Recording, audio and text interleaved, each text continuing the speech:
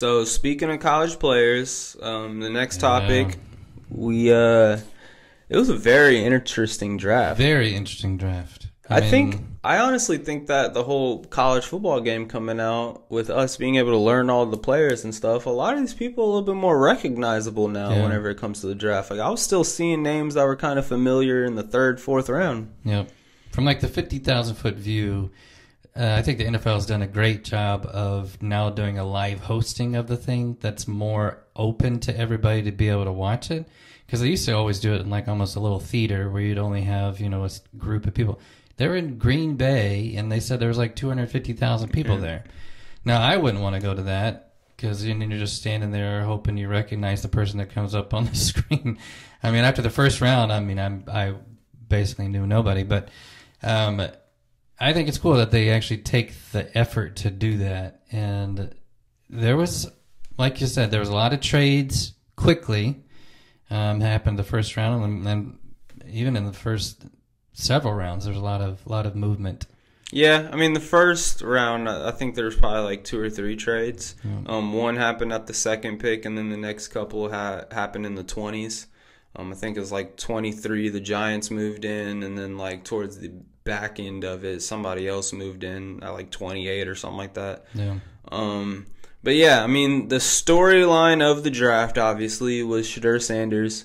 Him coming in originally, I mean, you asked us about him a month ago. He's a sure-in pick at 3 with the Giants. yeah, Giants end up getting Russell Wilson, end up getting Jameis Winston. And so we're sitting here like, maybe they don't go there. yeah, So maybe he'll go to the Raiders and be a backup. Well, maybe not. I don't think it's yeah, going to go over to the Raiders. They got their dude, basically, in Geno Smith. yeah, And so maybe it'll go to the Saints. You know, the Saints had this recent Derek Carr thing happen where he's hurt. He's probably not going to be playing. yeah. Basically, after that, everyone else sucks on the roster. But no, Saints don't go there either. And so everyone starts scratching their head after like the 10th pick, wondering, well, where might he go? I remember the Colts were coming up, and we were even thinking, like, are they going to get him to go in and compete against those? Nope. No. Colts go D-end, right, which we'll No. talk about in a bit. Tight end. Yo, tight end, yeah, Yeah, my yeah. bad. Tight end. And then he gets around to the Steelers. And so I was still kind of in this mindset that, okay, those first teams maybe don't think, he's worth an early pick, but he's still great because everyone was talking about how he was great. I mean, all the publicity you would have seen on Shedeur Sanders when it came to teams like the Browns early on, like the New York Giants early on. I mean, even the Tennessee Titans, it was kind of a toss-up. Would they take Ward? Would they take Shedeur? That was really early on, but eventually people were like, no, clearly Ward is the one getting taken. But then the Pittsburgh Steelers at 21 are sitting there. We don't have a quarterback. I mean, we have Mason Rudolph, but we don't have a starter. We have someone that's good as a backup option. We're hoping on Aaron Rodgers, but with Aaron Rodgers being kind of on the fence of if he's even going to play again or when he'll be able to come back, I was kind of in the mindset, well, Steelers are going to act as if he's not coming back. And with that being said, our highest priority was a quarterback. So I was thinking, okay, maybe we get Shedeur here.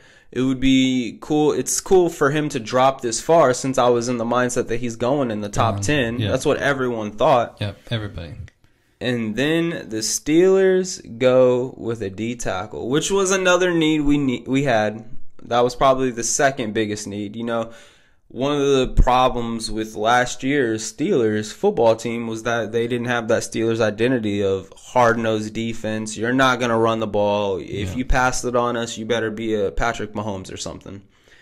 But we didn't have that last year. Last year we were struggling with the run. We were struggling with the pass too, but we've already made a lot of changes to beef up the passing game. We needed to do something with the run. And so we drafted a D tackle. And so Shedeur slides, and he goes all the way to the second round. And I was thinking, like, okay, well, going to the second round is fine. Maybe someone, like I saw the Giants had traded up, and I was thinking, oh, as soon as they traded up, I was like, they got it. They did a great job of not panic getting him at 3. They ended up getting Abdul Carter, probably the 3rd best player in the draft, pass rushing. But they traded back in, and I was thinking they're going to be able to get Abdul Carter and Sehedur Sanders, and that's a win. Like, that's a win right there if everyone projected you to get this dude, and you can get him way later.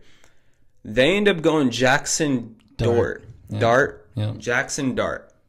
And as soon as that happened, I was like, oh, okay, yeah, Shedur's probably not going to be coming anytime soon if they're thinking Jackson Dart's better than him.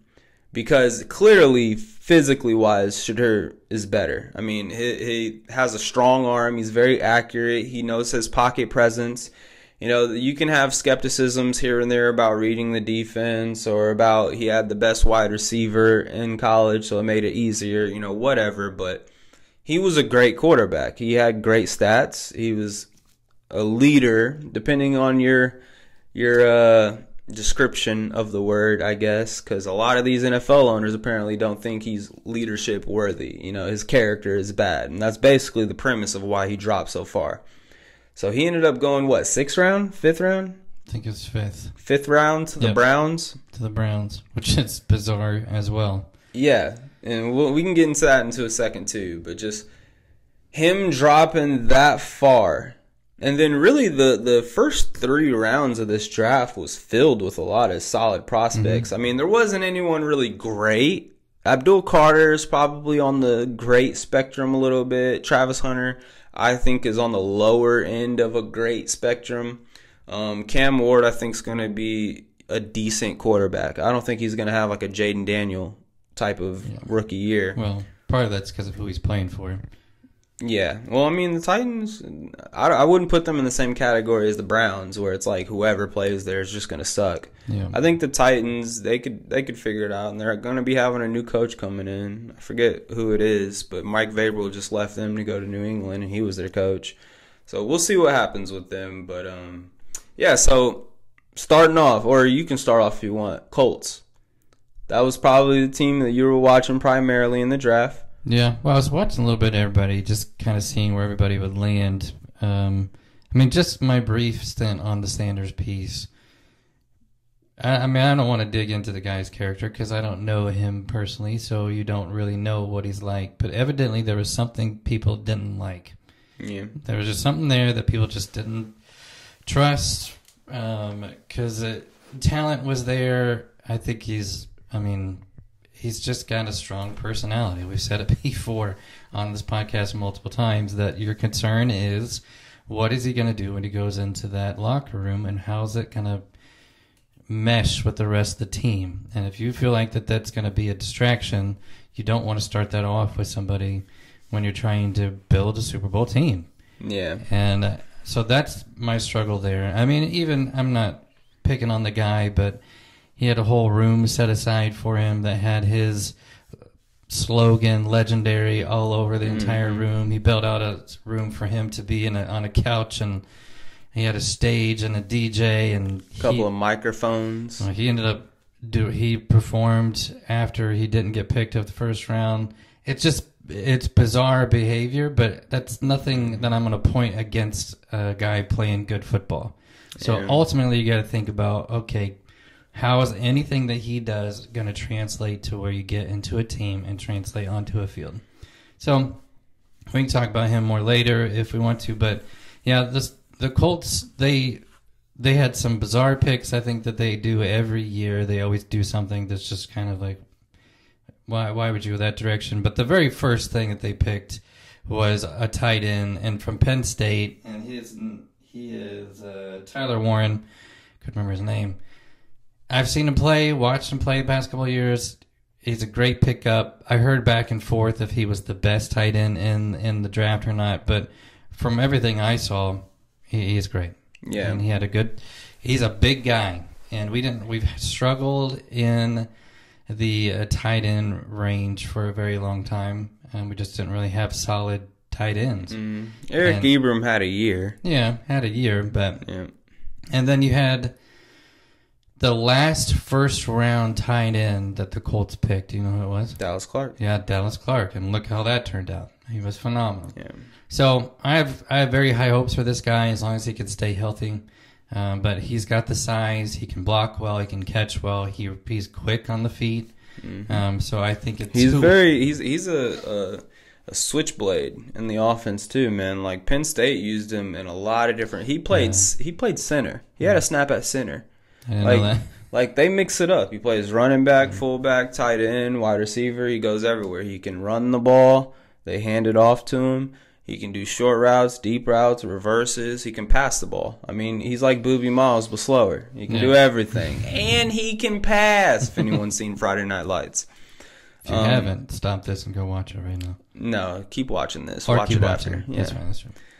But Tyler Warren looked like a dog, man. Our first-round pick, Harmon, I think his name was, Hammond, something like that. Big dude. Out of Oregon. I've watched his highlight reel. Now, he looks dominant. I mean, he had the most sacks, I believe, for a D tackle. He had like a 10% pressure percentage. So like on 10% of his plays, he's able to get pressure to the quarterback, or 10% of his rushes or something like that. That seems good. Is that good? I think it's good, yeah. For a D tackle, yeah. But he's great in the run game. He's great in pass rushing schemes. He's 6'5", over 300 pounds. He's basically Cam Hayward 2.0. And that's all the mechanics. That's all that you see on the field. The big story with this dude is that he was raised in a family that he has a bunch of siblings and stuff, and his mother had like 7 or 8 seizures, I think, while he was growing up. And he went to Michigan State originally his rookie year because his mom was having health issues and stuff. And I think when she had her last seizure and she was paralyzed for half of her body, or through half of her body, she ended up telling him, like, hey, you've been doing everything in your life surrounded by me. That's why you went to Michigan State, so that you could be close to me. And she was like, you need to stop living your life according to me. You need to live it for yourself. And after that, he ended up going to Oregon University. And so he played at Oregon, did a phenomenal job. This kid's mom is basically on life support back at home. Just gets drafted. First thing he does, go to his mom on life support, has a conversation with her, tells her that he's gotten drafted and stuff. And then later that night, she ends up dying. And so that's his draft day experience right there, going into the Steelers organization where we're, obviously selling out on him being a long-term investment. Yeah. I think that a character like that, having to go through something like that, it's only going to make you better. I mean, there's multiple ways to look at it. One, yes, extremely sad situation, but also, how could it not be a bit of a God thing when you're like, she got to see her son get drafted by the Pittsburgh Steelers before she passed. Yeah. I mean, that's a pretty cool thing that that's her hope and dream, knowing that it was his hopes and dreams that's what would happen. So so definitely tragic for sure. Yeah, but sad, but it's cool it worked out that way, man. Yeah. It's cool that he had the opportunity to go and let her know. Yeah. Right before she passed. Because imagine if the story was she passed the night before, never got to see her son. Yeah. So, that was our first round pick, and with taking him and then hearing his story, seeing his play, knowing we had that need at the nose tackle position, I was very happy with that selection. Yeah. Seems like it was a good pick. I won't go through all the Colts, but they did get some defensive players, which were certainly needed. They got some cornerbacks that I think are pretty solid. Decent players. I mean, there's nobody that's like, oh my gosh, glad we got him. It's more like, he was a good player. Watching some of their stats, or, some of their plays and seeing their stats. The bizarre thing I think the Colts do every single year, we got a running back from, I think, Kansas State, and he's good. I mean, he's good, and I think we did need it because right now we only had one backup to Jonathan Taylor. So you do need to have somebody that can work in, and he's young, and we tend to seem to do that every single draft. We pick a running back of some kind. And then we get some random quarterback Now, I'm not saying that he's random. Yeah, come on now. His draft comparison was Tim Tebow. No, I understand, and I'm a Notre Dame fan, and I was happy that he came on the board and took us to the national championship. So I'm a fan of his. Mm-hmm. But when you look at what is happening with the quarterback situation with the Indianapolis Colts, you don't understand how that fits into the picture or how it's necessary. Could you have gone and got another offensive lineman, which have kind of been wishy-washy on? We pay them a lot of money, but they haven't been kind of coming through. There's been a lot of injuries.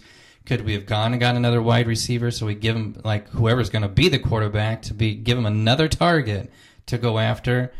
I mean, it just seemed like a strange pick, and we seem to do it every year. We go and we grab a quarterback, and we don't necessarily have a good idea what we're going to do with him.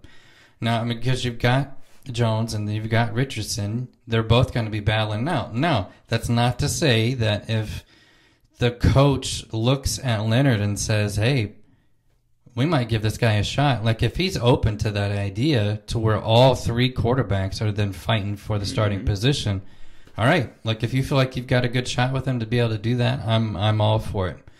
It's just, again, there's certain times where the Colts just make strange, bizarre picks, and I just felt like that was a weird one to me, to where it wasn't necessarily needed at all. Mm-hmm. But you could see, maybe he plays some preseason games, and you see how he does, and you kind of take it from there. But I mean, I would say that they did get him late in the draft. Sixth round, yeah. They could have already filled in some dire needs that they had, and then after that, they were just going value-based, and so maybe they didn't see anybody worth it that would be going over Riley Leonard.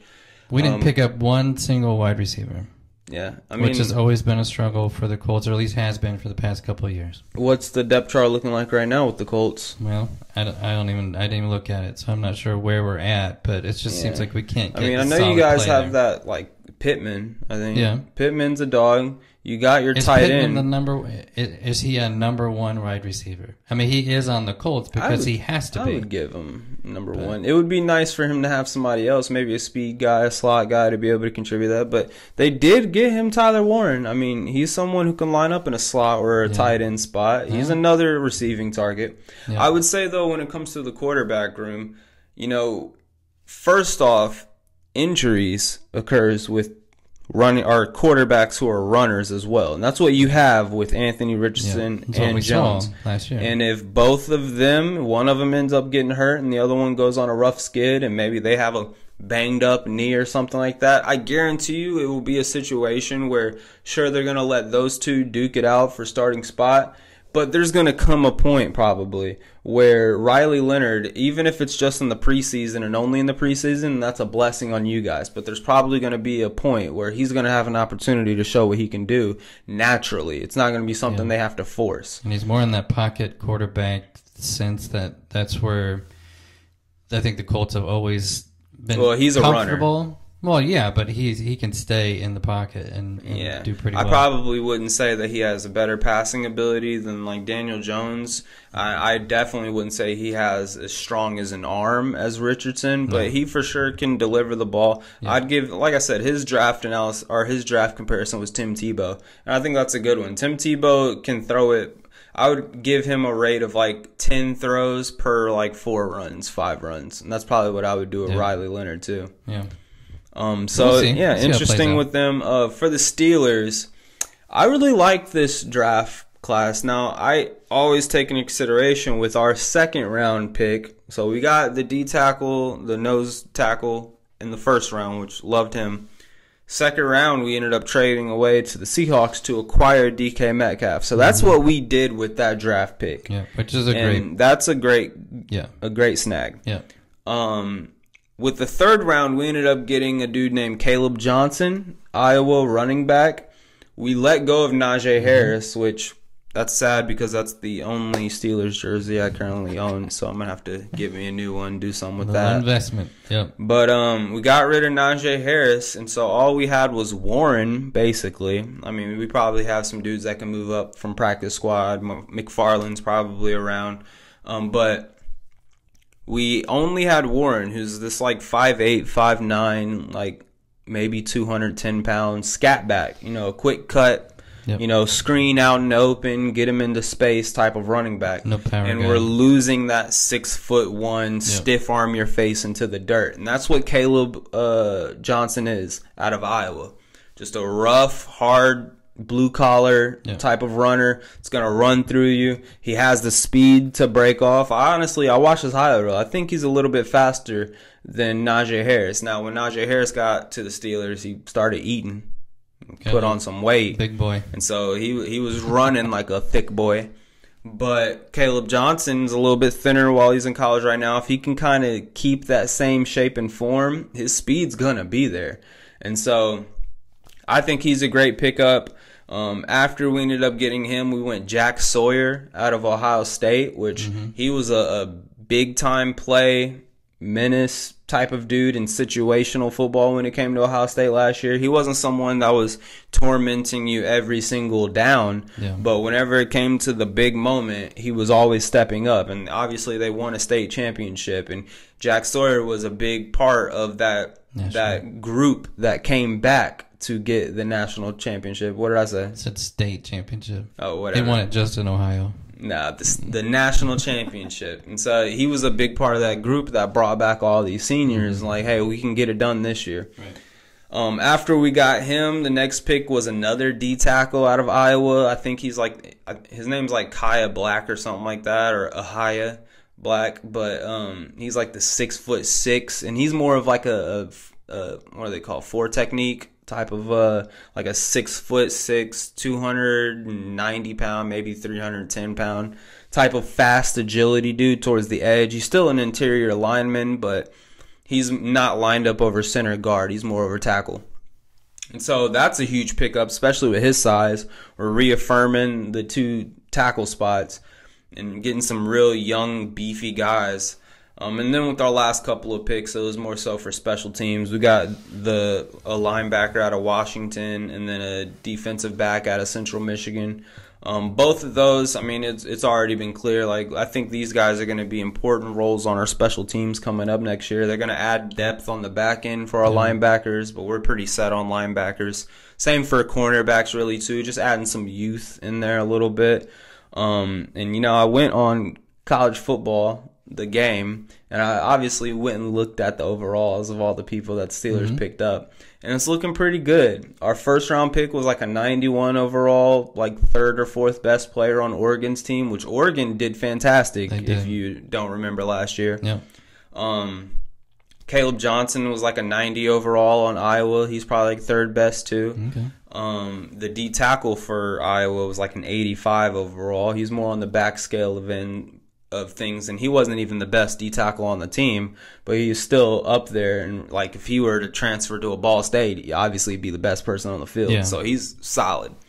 The linebacker, next up would be Will Howard. He's an 87 overall for Ohio State. Obviously Ohio State's stacked, but 87 overall is not bad. And then the linebacker from Washington, he was the best player on Washington's squad with an 87 overall. And then Kent from Central Michigan was the 2nd best player at Central Michigan with an 85 overall.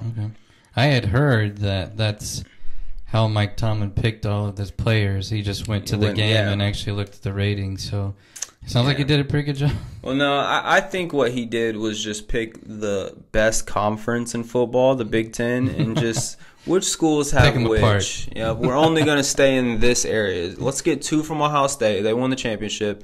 And then we'll get 2 from Iowa just because I like their colors. They're black and gold, baby. We got to get those Iowa players familiar with the setup. I think Ohio State had the most selected draft picks of any other Doesn't surprise me. Makes sense when you're the national championship. There's some dogs. Champions.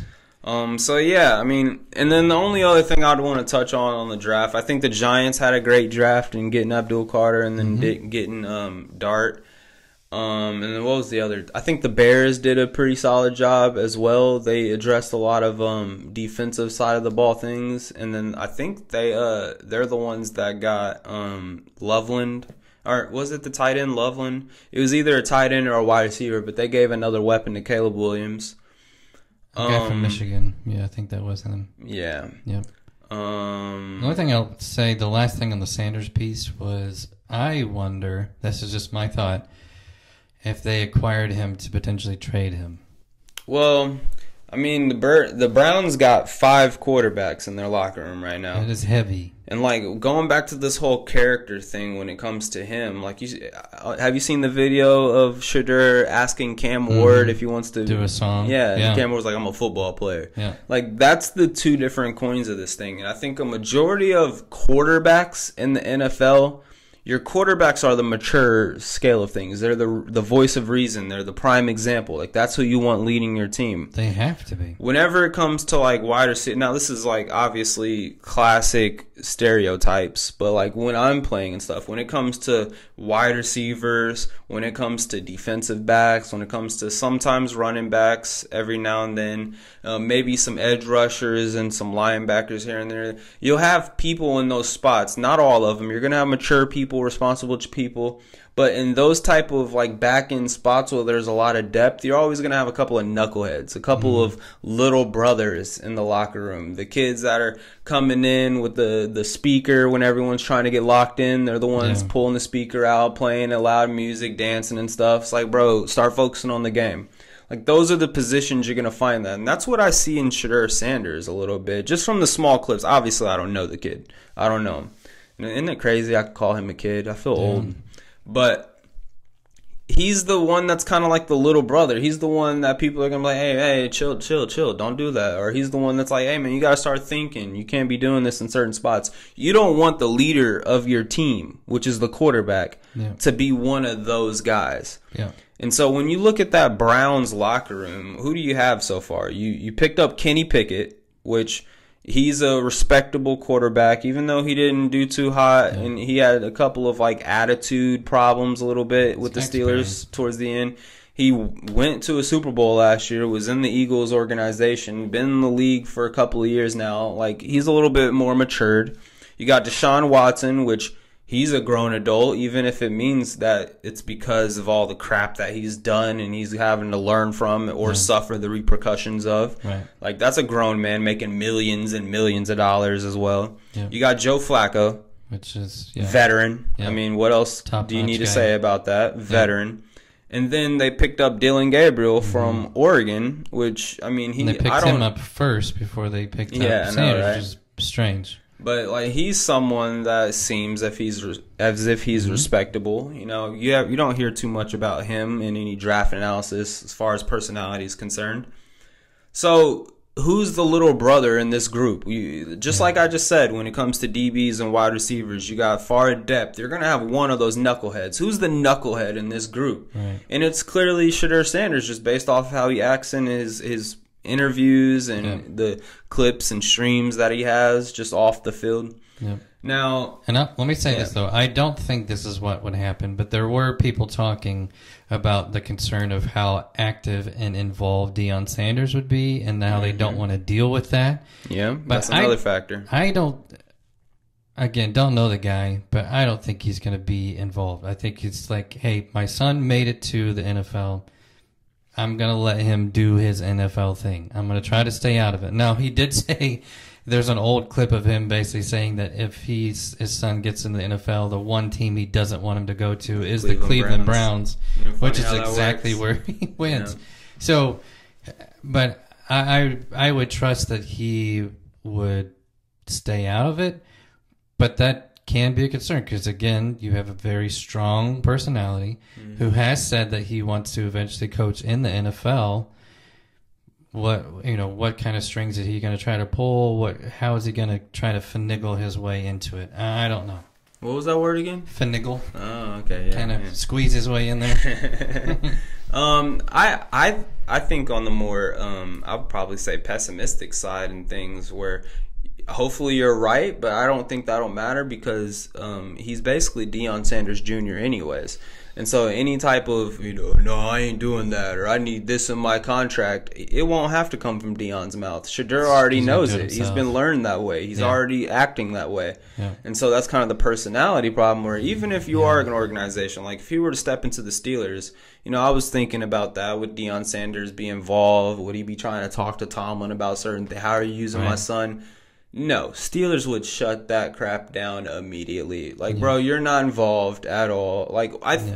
I would think that most organizations, You would hope the Browns no would. matter the respect that they have for Deion, you can Right. respect him. It's just like LeBron on the Lakers. Like a good coach, like JJ Redick is a pretty solid coach. I guarantee you, there's instances where JJ Redick like, okay, but you're still gonna listen to what I say because I'm the coach. I don't care how big your name is or how much experience we have. That's what sports is. Coaches coach, players play. Yeah. And so fathers stay on the sideline and stay in the stands. Like, that's your role as well. Yeah.